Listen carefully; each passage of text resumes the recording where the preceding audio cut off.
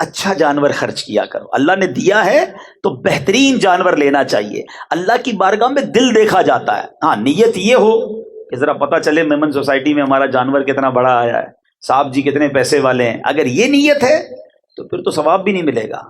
اللہ کی رضا کے لیے بہترین منڈی کا جانور لیں. بلکہ میں تو ایک اور مشورہ دیتا ہوں، اپنے گھر میں جو بھی بہترین جانور لو نا، اگر 2-3 لیتے ہیں تو سب سے بہترین جانور نبی پاک کے نام پر قربان کر دیں. کیا پیش کریں جانا، کیا چیز ہماری ہے آقا، یہ دل بھی تمہارا ہے، یہ جاں بھی تمہاری ہے. دیکھو ہمارے آقا نے ہمارے نام پر جانور قربان کیا تھا، یاد ہے؟ ہاں، حجۃ الوداع کے موقع پر نبی پاک نے امت کے نام پر قربانی کی. تو اے امتیوں، تمہیں بھی نبی پاک کو یاد رکھنا ہے.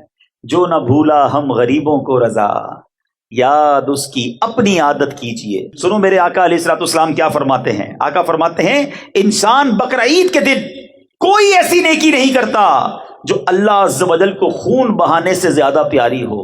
یہ قربانی قیامت میں اپنے سینگوں، بالوں اور کھروں کے ساتھ آئے گی، اور قربانی کا خون زمین پر گرنے سے پہلے اللہ کے ہاں قبول ہو جاتا ہے. لہٰذا خوش دلی سے قربانی کرو. سبحان اللہ. اب یہاں ایک اور بڑی پیاری بات، بڑی گہری بات ہے، توجہ چاہوں گا. آقا نے کیا فرمایا صلی اللہ تعالی علیہ وسلم؟ میرے آقا نے فرمایا کہ اس دن، قربانی والے دن، خون بہانے سے زیادہ کوئی افضل کام نہیں ہے.